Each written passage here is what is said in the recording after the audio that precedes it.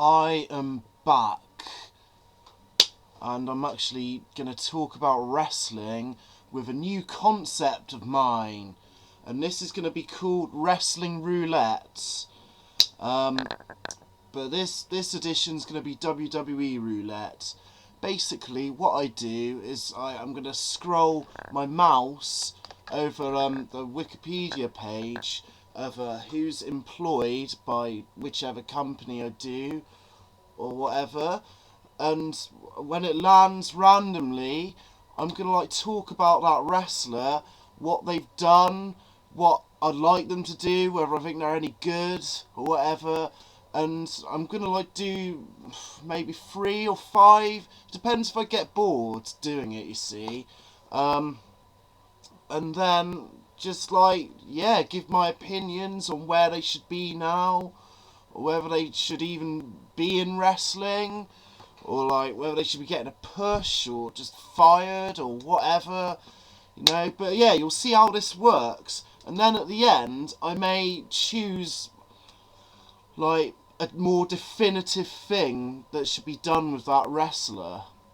I don't know. This is all a bit weird. I'm not totally sure what I'm doing, to be honest, but that's the best way to be. Okay, so list of WWE personnel. Alright, I'm going to scroll up and down on my mouse for 5 seconds. Oh!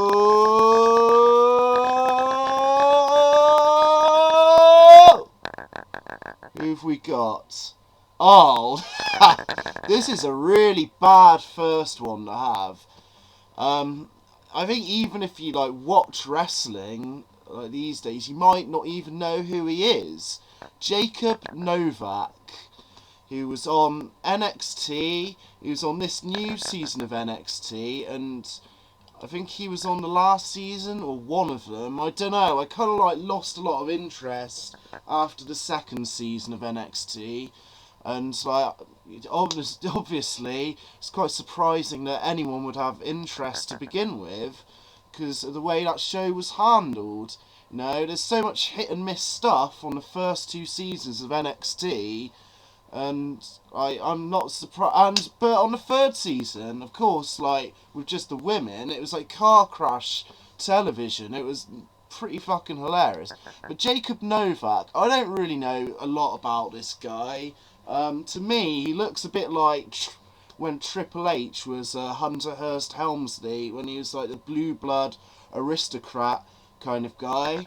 I don't know really what they've done with him. I couldn't care less about him, to be honest. There you go. I'm sorry I couldn't give a more informed answer.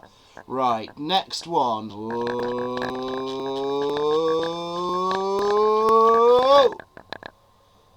Shawn Michaels. Now, Shawn Michaels isn't employed by the WWE, so I'm going to go with something else. Oh!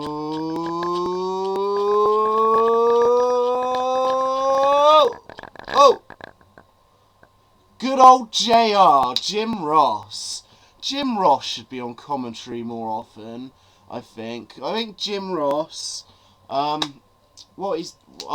think, basically, WrestleMania was improved, a great deal by Jim Ross just being on commentary. And, just hearing him be excited and bark his cliches was good. And, this, storyline with Cole and the King, it should have ended at WrestleMania, I think. And, obviously, Jim Ross was involved in that Bowl and Show Ugly match at Extreme Rules, and I had a good laugh at his expense, to be honest. But yeah, I think he should be on commentary more often, but it's nice that we have seen a bit of him on commentary again since WrestleMania. Maybe if he was on there every week, we'd get sick of him, who knows, but yeah, I'm always glad to hear good old JR these days. Right, next.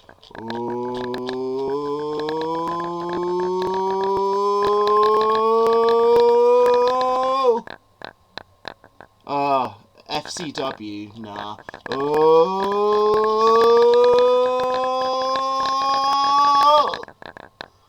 Okay, the nearest it's near to. Huh. Alex Riley. That's the Miz's apprentice, if you don't know who he is. He's pretty new himself. It's weird with him. Just having a bit of lovely water there. It's weird with Alex Riley because he hasn't been there long, and like I've seen flashes of stuff like that could be, you know, I don't know. It depends where they go with him, really. I'm guessing like within time, him and Miz will break up and stuff, and I don't know which one would go face. I don't think like the crowd would care enough for Alex Riley to go face at the moment, or in the near future, to be honest. But like he can talk to an extent, even though I have seen him fuck up promos, and the only match where I like really saw anything out of him was like the match he had with Loki Caval on an episode of NXT. But other than that, he's just been like John Cena's whipping boy, and that's it. And like, to be honest, I don't. He's not like a kind of guy that I'd like to see get pushed or anything, you know. He's just there, and he can talk a bit, and like he's kind of all right as the Miz's lackey. But like, you know, I can take him or leave him. You know, God, why do I keep coming up with NXT people? Okay, here we go.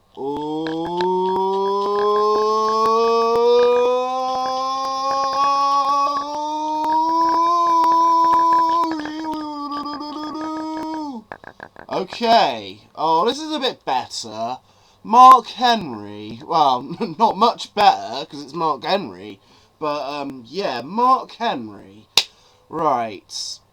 I thought this guy was a big waste of space, and I couldn't believe that he was still signed to the WWE for many years. No, I remember when he first came in, I was watching then. He was like a face, like a bit of an All-American, was coming off his like Olympic thing. Yeah, from there on, I think like he joined the Nation of Domination, and he was all like sexual chocolate, and he had this horrible thing with Mae Young, and oh god, and like, I remember like this match he had with Viscera, Mabel, Big Daddy V, whatever you want to call him. That was fucking awful. Just, oh, it just made you like want to have a hole in your head, basically. And I never really cared about him, and that's even like till like quite recently. But now I think he's definitely kind of improved within time, but it's taken him fucking long enough.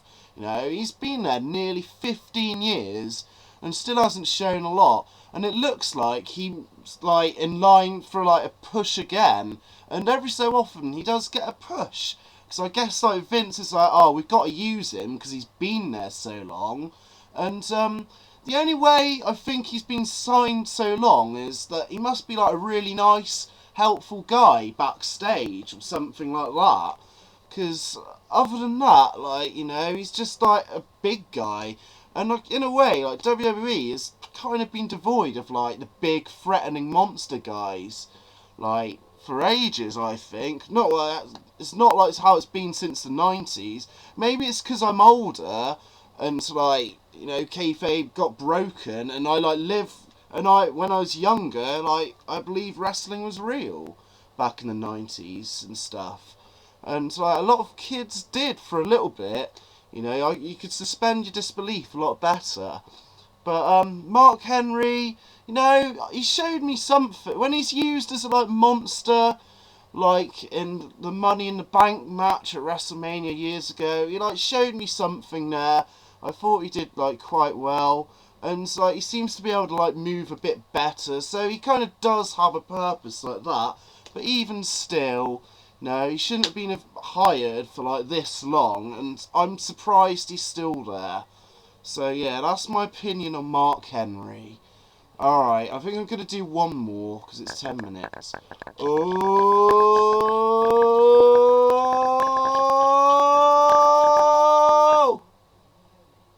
Santino Marella! Santino Marella.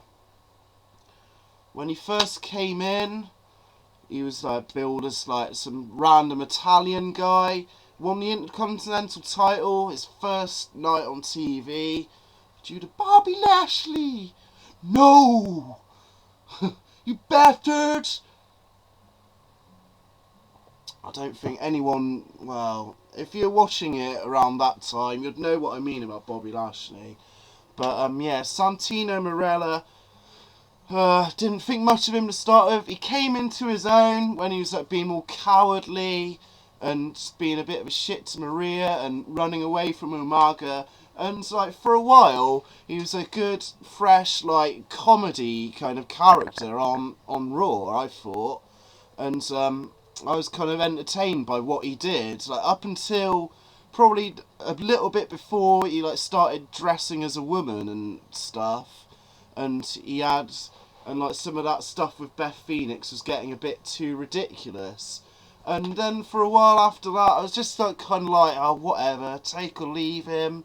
And then like he has his relationship with like Kozlov, his tag team, and Santino got super over with that. You know, he got his big crowd reactions, and like by that point, I think it's too late for him to like have a kind of push, a la like a Roddy Piper or like a Honky Tonk Man or something. I think during his Intercontinental title reign, when he had like the honkometer, like he's going to beat Honky Tonk Man's record, I really think they should have made more of that. And I think they could have had more of a star in Santino Marella now if they did, but they didn't. And now he's just like kind of lowly undercards comedy kind of thing. I think he's like still gonna like have a job there for a long time because of that. And I don't see him getting like a big singles push or anything anytime soon. And I think as a wrestler, you know, he has his spots like where he can like make a match entertaining, but like he's still like not a lot to watch really. And that's Santino Marella. So out of those, we had Jacob Novak, Jim Ross, Alex Riley, Mark Henry, and Santino Marella. Ugh. Well, even though he's not a wrestler, Jim Ross is my favourite out of those. And if I had to like chuck one of them, Jacob Novak. That's who I'd have to chuck. Now, I've quite enjoyed doing this video, and I'd like to like do more talking about wrestling again. And like this has been a way to make it more fresher for me. And what I could do is I could do another more WWE roulette, or I could like do like general wrestler roulette, like with general wrestlers from all of time, or I could like do a TNA one. I'm not gonna like do like any independent scene one because I haven't really watched regular like independent wrestling in years, like not even Ring of Honor. But yeah, I'm hoping that if this gets any like good response or feedback, then I may do more, and if I feel like it as well. But yeah, I hope you've enjoyed this, and I hope to speak to you soon. Cheers.